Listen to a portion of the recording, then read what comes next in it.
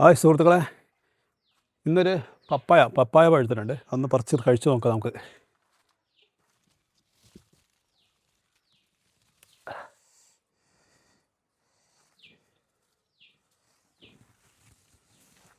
ഇത് ശ്രദ്ധിക്കാത്തത് കൊണ്ടോ എന്താ അറിയില്ല, അത് നന്നായി പഴുത്ത് പോയിട്ടുണ്ട് കേട്ടോ. ഹായ്,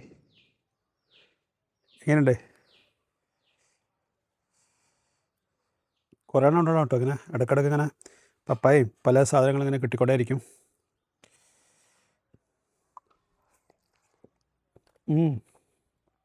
നല്ല ടേസ്റ്റ് കേട്ടോ, നല്ല മധുരമുണ്ട്.